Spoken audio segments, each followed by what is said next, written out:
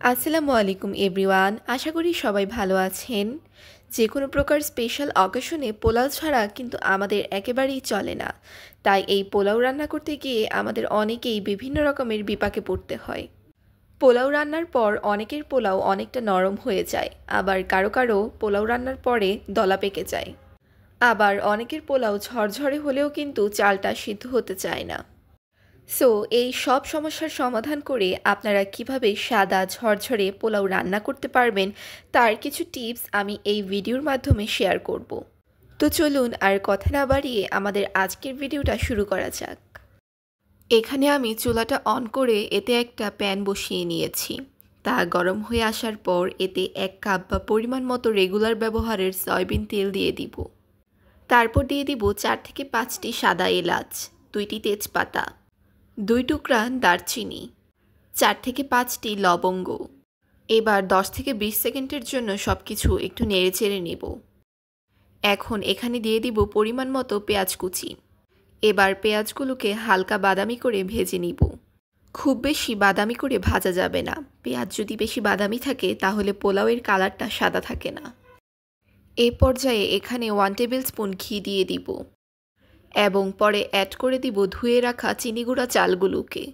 পোলাও রান্নার জন্য আমি এখানে 4 কাপ চিনিগুঁড়া চাল ব্যবহার করেছি। আপনারা চাইলে কালো জিরা চিনিগুঁড়া বা বাসমতি যে কোনো চাল দিয়ে এই পোলাওটা রান্না করতে পারেন।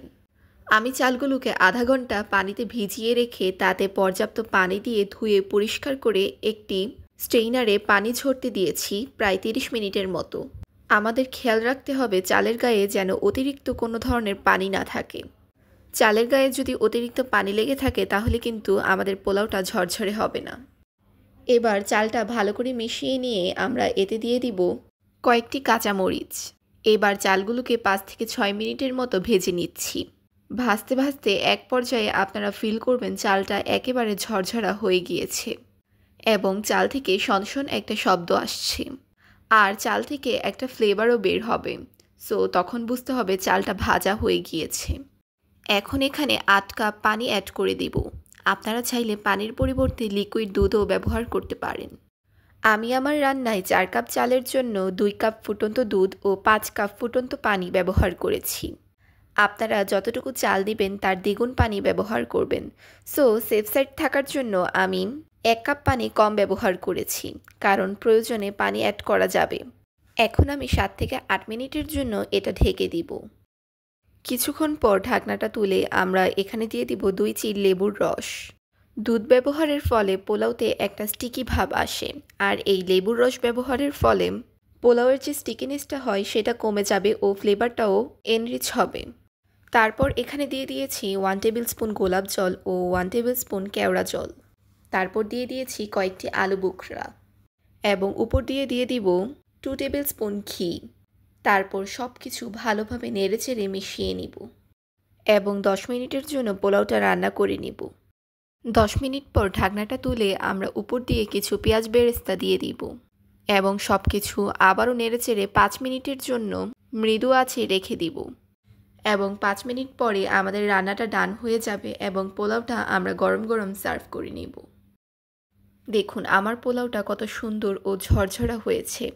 ঝরঝরে প্লেন পোলাওটা আমি একটি সার্ভিং ডিশে সার্ভ করে নিয়েছি। ঠান্ডা হওয়ার পর দেখবেন পোলাওটা আরও বেশি ঝরঝরা হয়ে যাবে।